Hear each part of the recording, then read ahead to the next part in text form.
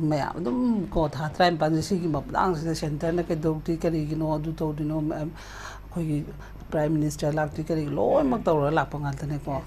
अदो तौगदब मीना अखोगी तौदबनिना अखोइना फना नैनरगसु हुजिसु अखोइ नैनै हापवादनी कैसु मसी ना चुंगदरे हाबदुमा खंगाबनिना होजिति अखोइना कैदोबा तागे हाबदा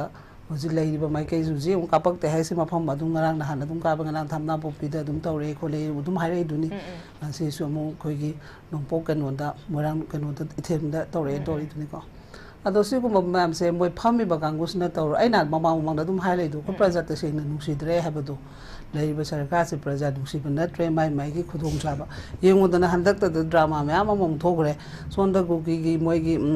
खोइगी एमएलए तरागा मोयद्रेगी मी खरागा कोइ सुमदे तौर वइ सनने तौरगा नोंगाला कइनो खंदगे मोय ट्राम्पन दु तौरे दा तौरे भाइरे पूरा गेम से मोय पार्टी न लोइ तोबो ngataनेबा अदुगा सेंटर ना तौरप तौरतबा हाबसे अखोइगी मखा पोलेबा आइगी इमुंग द प्रॉब्लम थोगा आइना मियोन द वाजे हाइद्रगदी को अचेंग रियलिटी ऑन ग्राउंड अखोइगी पोसे तमद्रगदी मीदी दुम नाथो लैनेबा मरमदी माइगी दी सरकार काइद्र लोरे माइदी पार्टी दुम लेरे लोरे माइगी दुम सीएम दुम मोय सेंटर की के मांग देबा सेज मांगजरी द अखोइ स्टेट अखोइ लेमिनरी फ्रू मैम से वाबै वानेबा सेंटर की अमांग बम त लेतेबा अदुना मोयगी हुजी हुजी दुम नरेंद्र मोदी मफम मफम चतना लान की नेगोशिएशन तो कंट्री चली अदोई ngरang बना हम तो झारखंड की केनो तो दुन खोदन तौरी दुनी माइगी दुम खोमी दुनेबा अदु माइगी दी सेंटर की अमांग बम त लेतेबा हुजी तौरिबो खुदिम मोयगी दी सानरिंग मोंग द सानहनबसे कानाना खोइना ngakadabno हाइबदा अखोइ स्टेट सरकार न तौगदबनेबा सी हाइरगसु मोइना खोइदा फतन खल्लेबा खोइना हाबदी अखोइदी प्रजा ने वॉइस ने खोइदी पेदब मैम तो लाउबे वादन मोय म लेरिबनी ना हाइबे वानेबा आइगी थमोइद नुंगाइ तबदा आइगी इमाइ पादा हाइद्रगदी आइ कनादा हाइरुदोइनोबा अदुगी पोत खोइदी हाइजबे वानेबा तौगदबदी फमिबे स्टेट सरकार ने तौगदब ngataनेबा स्टेट सरकार दी तसेंगना सेंटर सु मोइदा खुदोंग चाबा बहानादी अखोइगी प्रॉब्लम से यामना कनो ओन ओरंबा पोत हुजिति सेंटर पूरा अखोइगी मनुंगी थियोरी अखोइ इमुंग मनुंगी थियोरी से मपान मोइना खंगेबा खंगबनिना मोइदी अदुम साननि मोंगदा अदुम सानरा लेरकनेबा से अखोइना थिंगबा मथौ तायबा अखोइ स्टेट ना थिंगजगदा पोनेबा अखोइ स्टेट ना अदुम सुमाइना फ्री थारिंगै मीदे अदुम तौने यूनिफॉर्म दा वोक्ता वांगांग बंगामक हाबसे कंट्री फाइट तौरिबा यूनिफॉर्म कांगुना ड्रोन बोंगी मतंग दा गजु बौदा कना कइनो तौगे अदोगी मेजोराम की हंदक सेमदगा तौरिबा पोसिबु अमेरिका चला हाइबा पोड हाइबसे अखोइ स्टेट सरकार सुंगाइरे सेन गनो इंडिया सरकार ना सुकै गुंबम त गनो रेस्पोंड तौदिसिनी अदुना सुगुम मैम से सेज अखोइना टाइम काना अखोइगी हुजि प्रजा अखोइ मसाना ज्ञान ताबा म दरकार ओरेबा अखोइना मोइना तौबिरकनी हाइबगी ngaइबे मुहुता प्रजा अखोइ मैम तासन मिनरगा फ्रुप कुंठा मरि लैमेसे मोइगी अमर लैत्रगा जु कुंठा हमदोइसिना पुलप मानना मिनरगा अखोइ केदौसिगे लौब नत्रगदी सेंटर स्टेट अन अखोइना मसी येंग लैरगदी अदुम कंटिन्यू लैहिनेबा हयेंग 2027 वोट की मतमदगा खरे लेंग ओलकद्रा अदु मतम दु मंगाइ रे नत्रगदी हुजिकी ओइनदी करिगुम बिमदा तौरबा हंडो ऑनरेबल सीएम ना दिल्ली कनोदा हैदराबाद ता मागी सीएम अमेगी इनॉग्रेशन चल पहलप मतमदा लान की वारीबु करी यावके ने बजट म्याम पुथरा लाइदुने अदुदा ताकपदी सेंग ना हाबदा सेंटर ना खल्लेबा अखोइगी स्टेट से मोइगी सेन खरा पी खरा लोरे वांगा तना बदुन सेन मे लेरेबा सेन मोइद मेले पोतुना मुसोंदा मैम प्रजा मैम दं चखाइरगा मोइगी लेरेबा एमएलए सिंगदि येनथोंना मोइ मेना लेरेबा खंबा अदो अखोइगी सिदि केमता उपाय लेररोयबा अदुना अखोइ मसेना तौजबा नतना मोइददी अखोइना थाजबा हाबसे लोय मांग्रेबा अखोइना पांबदि सेंना हाबदा माइगी हुजिकी बजेट कदो अमम द अखोइ लंबी थोंग होय फैयेबको अफा मोरमदि फै अदुम हुजिकी ओइरिबा सिचुएशन अखोइ लंबी थोंग की दरकार लेते चनिंगाय लेत्रबा लमसिदा आई हुजिक सुमाय सुम कमाय लेदुनो हाबेगी माइगी कन मथौना अमदि उत्पा मथौ ताइदना मा बक्ता थात्राय पाउनरबा पिरक्त्रबा पोनी केदरोगे अखोइगी सीएम अमने फम्मिबे वानी मसैसदा मानदि यामदा दुदु हाइबा अखोइदि सीएम दा हाइबनेबा थोंबा तोंबा चावबदा हाइबदे मणिपुरगी सीएम अमदा हाइजबनेबा अखोइदि प्रजा मोइना अखोइदि मसिदि राइट लेबे साइगी कईगिदमक्ता कईदौबेगी तौबिद्रिनो हाइबा पोसे कांगपोकबिगी मथक माइ तौनी तौबद माबौता चलहलबगी पोत कईदौरके येंबियोबा अदुगी करी रेस्पोंड पिबा ngamageba माले सोंदा सादनबा दु तौनबा न बजे पुथदन होना जरे अदु करी कानगेबा चंगप यावे मिने दु अदु करी एक्शन लौगेबा मोय सीएम अमा बुलाप यारो हाइबा जगह यावसेलाबसिदा करीनो बखोय प्रजा खोइना लेदु पुंजिसिदि खल्लोबा सिगी मखादा खोइसे हिंगिने हिंगिमनेबा खोइसे अदुना खोइदि हेयें सिबा गाइबा नत्रगा हेयें मथंगी मोई 2027 की वोट से गायब नतर अतोप लंबी लेत्रेबा अदुदा कइनो लेरिबो हुजिकी लेरिबो मोई यांखै से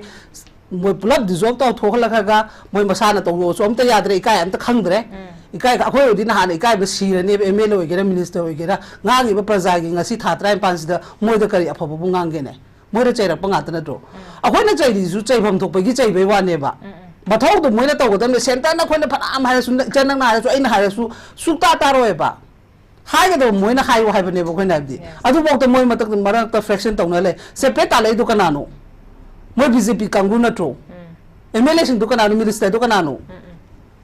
अतोपम त याउदेबा अदुगी मथक दु बोक्तो नोइना तौसि फत्ते खोते हाइबगी वाहाय अमता हाइबा ngамदेबा उनरा फमिदबो ngамदरदु करिनो नरेंद्र मोदी दि लाइक रोम तारा दु नबो उनबा पीद्रबनेबा मोइने हेना चावख्रेबा खोइ लेहौरिबि यांखै सिदेगिदि यांखै दु ऑपोजिशन मंगा गदि खोइदि उपाय लेते खोइदि हाइबम थोकपा हाइरगा लेदि खोइदि केमता पवा लेते मोइदि दुमो अदुम मीडिया दा हाइरा लेरे अदोइदु ऑपोजिशन की सो अमदि हाइनिंगे एमएलए तारा गी सिदि मोइसु सेंगना हाबदि असेंबली अमगी मेंबर अमदि ओरिबनिना मोइसु कंप्लेंट सि थाबे यायबा मोइना हारे पोसे लाले मोइ असेंबली दो मोइसु खतंग दि फॉलो तो बयायबा अखोइसु हाइबे यादि दा दुम लेयबा अदुने अदुम बग ड्रामा ngata हाइरो मोइना दि सावरकनि ड्रामा अदु अदा हाइबि हाइबा अखोइदि ड्रामा ओइना लिम सुमांगलि लाई टाइप तो उरेबा सीरीज मीनिंग ngasi सेंगमाइ चलुबदा मोइ अहिंग लेप लेप्त्रिबा नुपी माइगी मचन ममु नुपी गे तनोने तो बदो नुंदांग दुरा अहिंग लेक्तुनि हायोरिने बले साबि मोइ दुसु खल्लोबा हुजि मी अहिंग लेप लेप्त्रि बला लोइद्रि माइकै मरि चटपा यादे बखोय मोइदि लोइमक मिपाइरे लेयबा जिंखोंग चिंगारा लेय म्यामसे हंदक चाकोबदा करिनो यong खरा मना कप लेरे खरा मना इचासिने तौबदुगी खरा पेलसु मपितै मपि तारि म्याम दु यong अदुगी प्राइस ति मोइ सोइदना फंगनेबा मोइ यong मितैगी मपि तारगा लेबा हाबसे थात्राय पन मितै मपि ताहन बाबसे मसिगी कनो दि पनिशमेंट मोइ फंगदनिङाइ दि तो ओएबा मोइना ngasi फना कन्ना खांगागसु नोंमना त नोंम मचा मसुदनि खंदे अमदनि खंदे असोइबदि सोइदना लाकनेबा होना अचुम्ब तो बियो हाबनेबा करी तबगी मखोइना बीजेपी सरकार गातो डबल इंजिन सरकार नि सरकार दुदा कदबगी मथकता वा हाइबा ngамदबगी आथस करिनोबा यूनिफॉर्म की तोबा मतंग कई हाइखगे खोगी म्यामदि ऑर्गेनाइजेशन म्यामदि लावी खोंगी कराना ngasi बौता यूनिफॉर्म न तोइ दुम नुंगाइति हाबगी मोइ करि तोखरगेबा हारोगा दुगी थोंग साबे बजेट पुथरे दुगी लंबी की बजेट पुथरे बजेट ओइन पुथर रिलीफ केंगे दु पुथरे रिलीफ केंगे सुमाइ सुम थमंदोरि ब्राबा सेहिदा कईगुम्बा लोइमक्ति मा कंट्रोल तौबदि ngамदमदे कईगुम्बा मा नहामु खोता दा मा सोसाइटी तौरिदुनि कईगुम्बा हंदा यावप तारगदि यावप तारगदि के दोदुनोबा चंगबा खरन चंगबो अदन चंगनिंग दबो हुजि मयुमदा चटनिंग बयाम अमा सुम ममिते मपि तारा ना चकों नुबिद कपिबो मों ना जिंदेयो मोइदा कईगुम्बा प्रॉब्लम मा थोलक तारगदि मदु रेस्पो मिसिगी लाइफ से मोइदा कसु हेल्थ खलिस करिगिनोबा मुंसी से मोइदा कसु लेतन खल लेरि बुजि फोगदा खरा खतंग हेंगांगरगना मफम अमद होमदोगा मुथमनी कइनोगी टाइप ता खोइगी सासन की टाइप ता अमद याद्रे हारे जगह अम मुसाइदा सुम लई लईबा अखोइ नाइना इंगरिंगै सुमाइदा तौरिंगै सिदा चटलगा अपुनबगी चटलगा मो ओपोजिशन ने जो हारे चटसी खोच्या चटलगा अंतंग हारुबा कई कई गेबा हुजि जु सारना जाबि के सेंटर की पोट नातम लोम क्लियर ओइन हाबिरे खोइगी कइनोगी बॉडी फुंबै मतंग दा सुमाइ तौबदा दुम लेप ngамmi हाबा ngамmi हाबा ज खोइ म्याम लु खंगेबा हागदा मोइना मोइदा खतंग नैबम दि दरका हन द मोइना सु मोइ मम्मी मपा द नैरुसु हाबनेबा खोइ बजेट तो मा लंबी द चनिंगा लेत्रगा स्वाइदा के पैसा लौथरा के दोदुनो बो खोइ मिगी मयुम चंगन के हाबदो चंगन द्र के दोदु अदोइ तो कइगुम सोइ मंगाम बा थोंग ओने नुपी नुपा अमा से ओबा करी ओइदोइनोबा तंबंग नम्ब्राबा मियोबे पुंसी अदुना खतंग फरिंगाइ से थबक तो पाइखलोबो मथौ कई गेबा हाइरोगा सुना गंदा अरुणाचल द चतना मद चतना मोदुम तौ लेयेबा चलो कसु काइदे बतो बम थोपनि नोय तौबा तबम थोपदो लेरिबा माइकै मरि चटपा यादबसे सी हाना जु सीगी पोसे हाना खल्लो हाबनेबा खोइना हाबदि चक्कदबनेबा तौगदमने लोय थेंगनगदमनेबा तौबदो बखोइगी माइकै मरि चट यादबसे कदिंगे मुदमक्ता थेंगना ngамद्रिनोबा सी क्याम कुइनो खोइ लेगिदोनो हुजि इकोनॉमी पुरा डाउन नि यहु हंदक चाकोबदा तौरि म्याम दो हाइ पादन लेतब म्याम क्याम कपई मखुत आइना हाइदुन चाकोबस लाकपदा खराबुदि हराउनि सेन नुं थोप खोतदि अदुगा लाइबा ममदि वादुनि मरमदि मागी लांबा इनकम दो यong 5,000 लाकपदा इबुं पुजरम पोतो अनि मखाइ लाम अनि मखाइ दु मदुम फेस्टिवल तो पाबसे पुनिंग दो वायबा मोइदि मागी हुजिं चाकोबा हानगी कनो दु नद्रे हाई फाई नि हुजि तौनरि चाकोबसि चटपगल अदुगी दोखनागा दा दुदै दु मु अदुम कनबा खोनबा म्याम याविनेबा अदो सुगुम म्याम सिदा सुमाइना सुम लेरगदि यारो हेबनदा अखोइना हाइबदि अखोइदि हाइबा खक्की वाने एमएलए तराना गं तौरे म्याम से नहाना मोइगे आइन की थोंदो रो असेंबली की मोइगे प्रोटोकॉल दो लोबे म्याम मा याबस कन अमतना लो ngамदेबा ꯃꯤꯒꯤꯗꯤ ꯌꯦꯡꯉꯣ ꯅꯍꯥꯟ ꯐꯝꯃꯤꯟꯅꯔꯕ ꯃꯇꯨꯡꯗ ꯀꯩꯅꯣ ꯍꯥꯏꯔꯛꯏꯗꯨꯗꯤ ꯑꯣꯔꯒꯅꯥꯏꯖꯦꯁꯟ ꯑꯅꯤꯃꯛ ꯌꯥꯗ꯭ꯔꯒꯗꯤ ꯁꯦꯄꯔꯦꯠ ꯑꯗꯨꯝ ꯀꯩꯅꯣ ꯇꯧꯕ ꯂꯩꯔꯦ ꯍꯥꯏꯗꯣ ꯀꯔꯝꯕ ꯅꯦꯛꯁ ꯑꯩꯈꯣꯏ ꯍꯧꯖꯤꯛ ꯍꯥꯏꯔꯦ ꯁꯦꯀꯦꯟ ꯇꯥꯏꯝ ꯋꯥꯔꯤ ꯁꯥꯟꯅ ꯀꯔꯤꯅꯣ ꯋꯥꯔꯤ ꯁꯥꯟꯅꯕ ꯐꯥꯔꯁ ꯇꯥꯏꯝꯗ ꯀꯔꯤ ꯋꯥꯔꯤꯅꯣ ꯄꯨꯊꯣꯔꯛꯏ ꯐꯣꯟꯗꯣ ꯐꯥꯔꯁꯇ ꯐꯝꯈꯤꯕꯗꯨꯒꯤ ꯀꯔꯤ ꯔꯤꯖꯜ ꯂꯥꯛꯑꯒꯦꯕ ꯑꯩꯈꯣꯏꯗ ꯍꯥꯏꯔꯣ ꯑꯗꯨ ꯎꯠꯂꯒ ꯑꯩꯈꯣꯏ ꯁꯨꯝ ꯂꯩꯍꯟꯕꯒꯤ ꯐꯤꯕꯝꯅꯦꯕ ꯑꯗꯨꯅ ꯁꯤꯗꯤ ꯑꯩꯈꯣꯏ प्रजाꯅ ꯒ꯭ꯌꯥꯟ ꯇꯥꯕ ꯑꯩꯈꯣꯏ ꯐꯨꯔꯨꯞ ꯃꯁꯦꯟꯁꯤꯅ ꯒ꯭ꯌꯥꯟ ꯇꯥꯃꯤꯟꯅꯔꯒ ꯑꯩꯈꯣꯏꯅ ꯀꯔꯤꯒꯨꯝꯕ ꯑꯃ ꯇꯧꯗ꯭ꯔꯒꯗꯤ ꯃꯥꯏꯀꯩ ꯃꯔꯤ ꯆꯠꯍꯟꯕꯒꯤ प्लाꯟꯁꯦ स्टेट अमसुंग अखोई स्टेट सरकार ने लेतरे सेंटर वांगा ngамद्रे मोय लोय पुल्ले मोय लोयमक दंडी लेबा मी ngata ओइन उरेबा खोदि मोयसे सेंगना हादो मोय मरान लेइदनबु मोय सेंटर वांगा ngамदिनेबा ता सेंगना मोय नदी हाइबो आदन पॉपी प्लान अदो खोइगि हाइबो मैमसे मोय मोय बो यावरग इन्वॉल्व तोंगदो मानसलेबा अना तौरुद्रग अना अफब थबा अमा तौरगबु अना कदोबगे अगी मतेंगिबा इपा अगी इधौदुरा हाइबो ngमोइदुनोबा हा अना अफब थबक तौरगा अना कदोबगे वांगा ngमोइदुनो हाइबनिदा नंसु खलोबा नंग अफब थबा अम तौरुरेबा तौरुबा पोतुदा सपोर्टिंग तौबियो हाइबसिबु कदोबगे अखोइना नंगी नो पाबुंग दोरो नोगी पुपु दोरो कदोबा हाइ ngमोइदुनोबा हा सि करिगि ngमद्रिनोबा करिगि उनबा फंद्रिनोबा यान उनहन बे वाना ते खर तबम थोपा अखोइसु स्टेट अमनि कइनो अखोइसु खितंग दु राइट लाइन हिंबदि कइ गाइगे बनिदे यामना नोजो तौदना लेदुइ पुलिसि कइगि नो बखोइना अदु नोजो तौलिस कनाना अखोइ फम्मिबा सरकार सिननेबा लेइबा कांगुसिना अखोइ प्रजा मैम से हुजि अखोइ सेंगना द स्टेट मपालमदा चप्पा मतमदा मिना कामदन उसिपिरोएबा कनाना उसिपिदोरिगे अखोइ हुजि करम मफमदा चलुबदा अखोइ मैतेम चामने हाद कनाना उसितोइनोबा मरमदे अखोइ सरकार से अमतिन वीक ओइग्रेबा वीक ओइबसे फन लौथबदि वीक ओइदेबा लाजिगी इशूसिगी नाथोकनबदि वीक ओइ लेरेबा अइना फबा थबक तौरगा अइना सिगी पोचे कनो सोम तंग ngमनबगी होनदिबा यामना लाइरबा मफ आदस कनोदा सेंटर अतोप पार्टी फमने सुनत्रबा इरी इतांगा त ओइनरगा फमिनरबा पोचिदा करिगिदा मक्ता हुजिबौदा तौ ngमद्रिनो सिनिदा अखोइना हंगी क्वेश्चन ना मोय अते अते म्याम तौथोखरोबा याम हाइरे बखोय अफब थबकिनी अदुनी हाइरदि अफब थबक तौबदा कनामतना कनो तो सपोर्ट तौदनिङाय लेते अखोइसु तौरिबा अखोइना तौबा हाइबसिदि अखोइदि मोयदा तौबय वाली मोयना मु आदा तौ हाइगदमने हाइबनिदा मसैसिदा सुम तौलेबसे कानारोय हुजि हाइबो वादनी इंदर हाइ हुजि पेंदबा मयाम अमा नहानगि चाकोबदगी मपी कंदन हुजि पोकप मयाम अम याउरी असिदा हेंग फतमुंग थोलप मतमदा सोसाइटी अमसु यो मोयरांग कनोदा तौगे तौबदगी कनलोबगी नुपामचादो फबय वानी अदुगुंबा थोलप मतमददी करिम तौदोरिगेबा अखोय मु हौदोरिब्राबा अखोय प्रजा सुंगाइरेबा अखोय प्रजा सुम यानिंगदेबा इना खतंगे इंगे लेरगने इंबा तौरिंगाइसे तक्सलगा कैदो हनसिगे हाइबगी पोट अमता खनादेबा अखोय प्रजागिसु हयेंग अमु सोरप मतमदा यो यो यो उम तौकनेबा मीना सिरे हाबदा यो तौकनेबा नोमय कापे हाबदा यो तौनेबा तौरिंग तथारिंगाइसिदा अखोय सरकार से कै हाइसिगे कैदौसिगे हाबजा अखोय म्याम पुंजलगा तौगदब मतम नट्रो अदो अमता तौब ngमदेबा अखोय प्रजासु फते फमिबा लेंगासु फते अनिमक फते हाइबदो आई सादे चिंगना फतरेबा लोयम फतरे फतबनिना मीदि खुदोंग चाब लौनी आई सेंटर सुंगा ngang रोगे लेरेबा मरमदि सेंटर ngang मै मथौ तादे आइगी इमुंगी प्रॉब्लम दु इमुंगदुगी कनो दु लीडर दु वा ngang ngमदरगा आइने कै nganguदुइनो यस ओके कोई होगे इमा ओवरऑल कोई टॉपिक से yang kanda कोई इमाना कोई थोइबा हौकिबा चाइगी मेगी तांग अहुमदगी थोलकपा कोई ongoing crisis da कोई इमादि हक्थेंगना सो कोई थेंगनाबिरागा कोई मयामगी दमकता थबक तौबिरको इमा मस ओरिबनी अदुना ओवरऑल कोई टॉपिक से yang kanda कोई सेंट्रल बीजेपी लीडर्स सिंगसिना कोई दा ट्रीट तौरिबा मओंग से इमा कमाइना कंक्लूजन ओइबा पॉइंट दा कमाइन थंबा याई सिगे आई तामोगी जिकी तामो हरि सो को सामे तो कनम थाइ अपन हमदि तामो आइ हाजबदि अखोई एमएलए मंगा सिना सु मोय लखोई मेंबर म ओइबनिना को अदु कमिटी दुकी मेंबर म ओइबनिना अखोई सेंगना हाबदा अखोई पाबुंग ओजोइनागा कंप्लेंट थाबसे सुमाइना अदु मोयगी सु खतंग रिएक्शन दो हाबदि प्रजागी ट्रस्ट टू की वाली निको आदमान हाउ दे ngono कॉफी ले आई लना ओइना पिजगे याम चलगा सु खोलगा सु पिरु अदु के नते अदुम बगी रेस्पोंड सुम अखोइना सुम कनो तो बगी वाले बा आई केनो तो जगे को आमाना अदु दुगी फोटो सुमाना खरा तौदरगा दि पोसे सेना लम हेन बा दो लम हेलगा सुम ले हेन बदी यादबनिना मोदी यादि हाइबा म थिंबा मथौ ताइबा मोय तरा सिदसु अदुगी पोतुगी स्टेप तो सुम असेंबली की थ्रू दगी जंगजल हनिंग बगी वाली ने बा प्रजा को ने दिके दोरुनी कोई हाइजे बखतने रिक्वेस्ट हेना लेते अदुगा टेक्नोलॉजी हाइबा बोदो अदुनी हुजिक से सेंग हाबदा सेंटर सिटी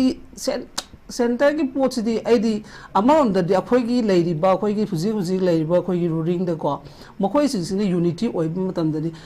सेंटर की पोचदी सेन अमरोंददी माइनर केस कुंबनेबा अखोइने यूनिटी ओइब मतमदा मोइना पुतोदो तो बोयारोइबा सीमसु अखोइना खंगबा मथौ ताइबा पार्टी ओइगेरा ओइरोइगेरा स्टेट अमगी मखोइसु सरकार अमा पालिबगी अखोइगिसु लो लेरि अमा लोइ सेक्शन खुदिमक लेरिबनिना मदुदैदुदा अखोइदा अरानबा मा हारपा मतमदा अखोइना अचुंबदो खुंगी मतमदा मोइसु उपाय लेरोइबा को तौबदब अखोइगी खुंगदब कांगुसिना मदुगी स्टैंड ओइदबदुदगी पेंदबदना हाइबे वानेबा अदु ओइरो हाइबसु खंगे जन येंगो सेंगना हाइबदा हुजिक्तगी कारकप एमएलए की वानते मिनिस्टर की वानते अखोइगी कागी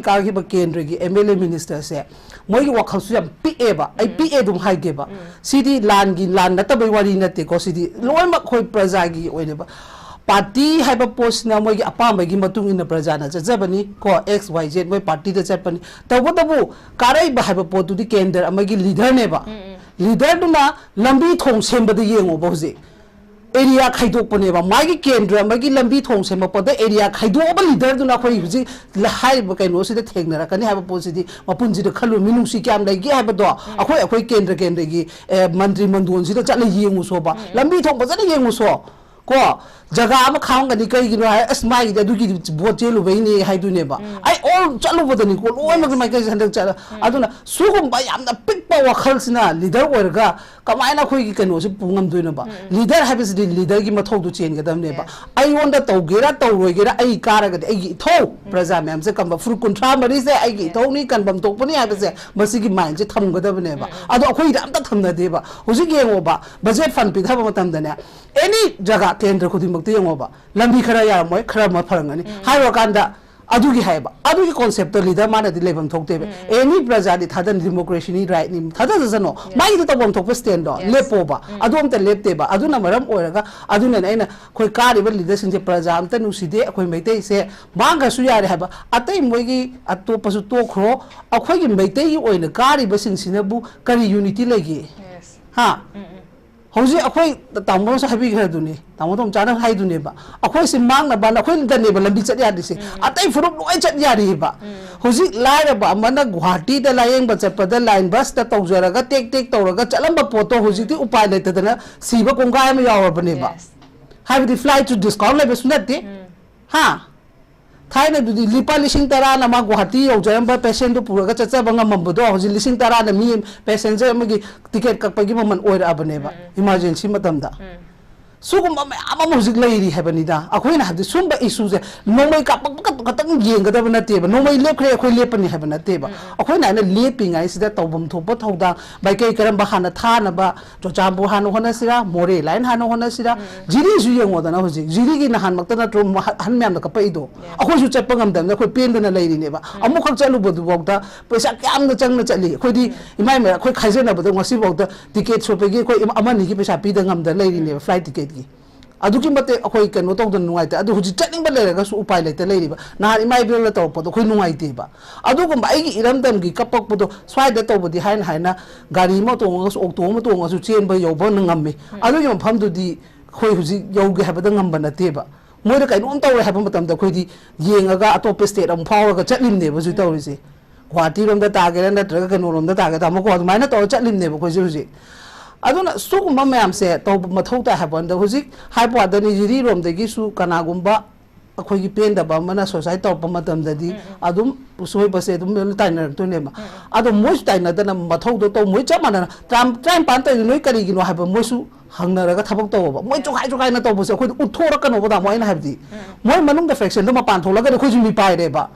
खोइ करिनोने अखोइ बु कन्वीनी हाय फम मोइना दुमाइना तौनरगदी अखोइ कमाइना लेदुइनोबा अखोइ सोर होंगदा होलोइदा हाबे पखलपम यावरेबा मरम ने मकोक थोंगदना प्रजा म्याम सिगी टेक टेक अखोइगी रक्षा तौनो अखोइ टेक के तौनबा अखोइगी प्रोटेक्शन तौनबने लेरिबा मोइना सुमाइना तौरगा प्रजा अखोइदी कइनोबा तौदुइसे फमोंग दा हिपदा थांगना यालिबा पोट सुम बयामना सिदी लांज मक्सु नते लाला दुदी मैदान दा चलगा खाना खोना तौबानी सिदी मोइना ओ अफंग बहाटपनेबा अखोइदिना अखोइगी इचाइसुना गाक्चैसिना तौपम मतमदु तौनबा न मोइना डिफेंस औ ngaire लेनेबा वारिमनेबा मोसु ngaire लेबसे हेक नानथोप मतम त कइदरोक तुनु खंगमदबनि न ngaइरिमनेबा मोइगिदी तसेंग पोट अमा एजेंडा अंदा चंगकपनिना अहिंग नुंधिन नुंदांग खक्तगी सानाबगी टाइपता सानापोट की टाइपता तौ लैरिने सुम उसितबा सिंजिगी हान मायोक्तदी थबक तौ अमता गमदेबा हुजि सेंदब लंबी थोंदु कराइदनु तामोनसु हाइगिदुनेबा सुगुंबा उसितदना तौरिबा खोइ जायसुना ngasi ye amung ya kai ka ge nong sing marakte de eing khra husi indham da yausale ngo ma kamaina leni 상답도 야द면 상임니 그러니까 이마이벨 아두기 레이바 다이 에리아데 레이바 브라자남 두기 칼라가 상임 레보직세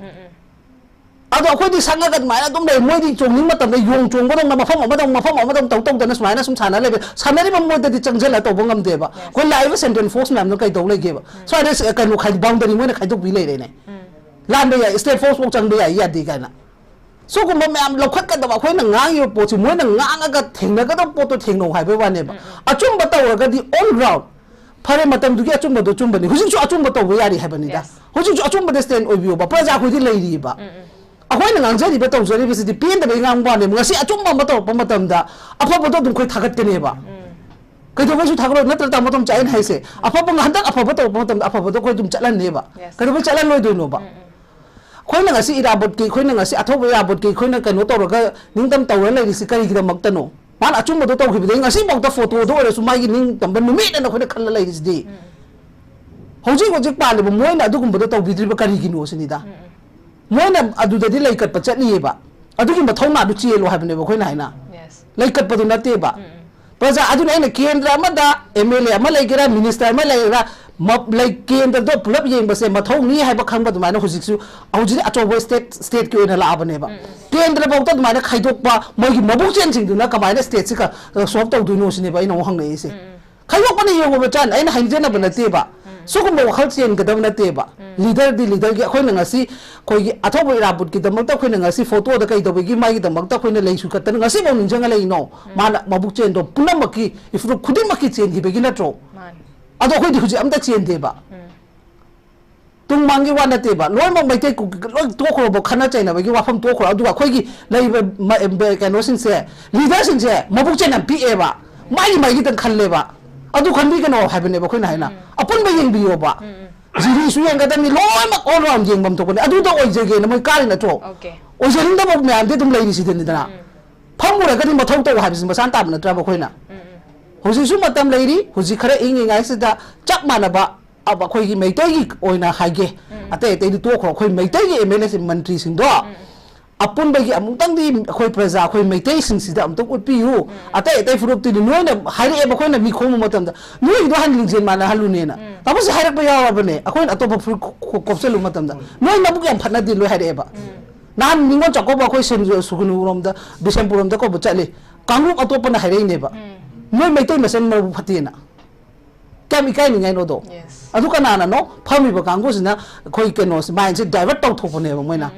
aduna leader oi biu apun ba praja se akhoi amat gi ni khan bi ra ga thabak to biu hai ba po se ngasi discussion gi thong de hai se okay yani